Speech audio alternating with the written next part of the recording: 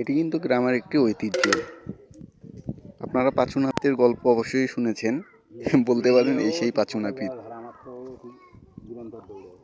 খুব সুন্দর একটি দৃশ্য। এটা কিন্তু একটা অজপাড়া এক গ্রামের একটা ভিডিও, সচরাচর খুব কমই দেখা যায় এখন।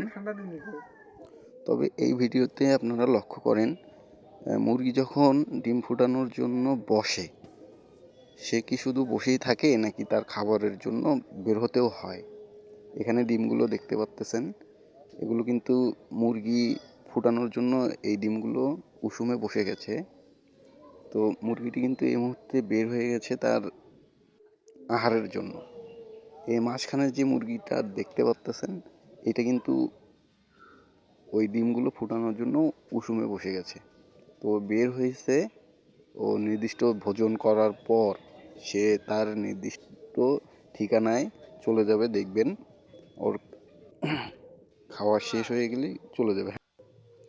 তবে একটা মজার বিষয়, মুরগি যখন পুরোপুরি উষুমে বসে, সেই মুরগিটা কিন্তু কখনোই, তাকে যদি তার বাসা থেকে আলাদা করে রাখতে চান, সে কিন্তু থাকবে না।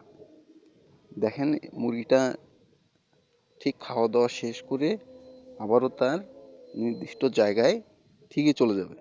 এটা কিন্তু একটা মজার বিষয়।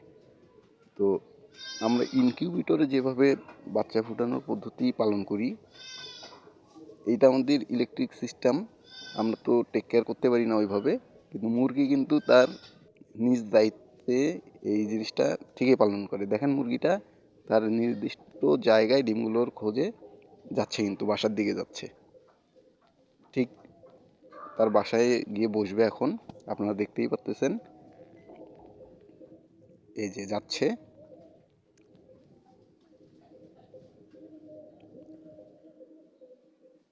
দেখেন, যাচ্ছে কিন্তু তার একদম নির্দিষ্ট জায়গায় সে গিয়ে বসবে।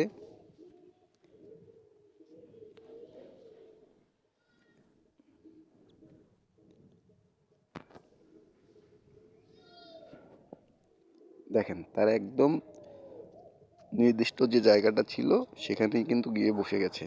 আপনারা দেখতে পাচ্তেছেন, এটা কিন্তু একটা মজার বিষয়।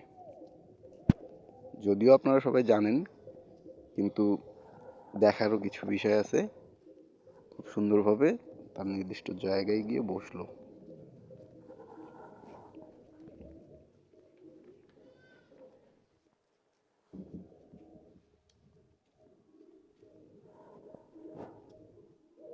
খুব সুন্দর একটা দৃশ্য।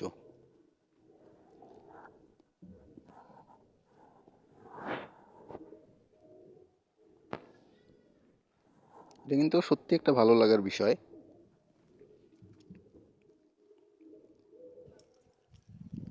আর এটা কিন্তু সেই ওই যে পাঁচু নাপিতের গল্প বলছিলাম, সেই পাঁচু নাপিতের একটা গ্রামে হঠাৎ করেই চোখে পড়ে।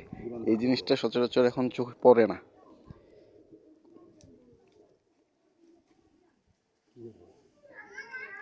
প্রাকৃতিক ভাবে বসে, রাস্তার ধারে বসে কিভাবে চুল কাটাচ্ছে।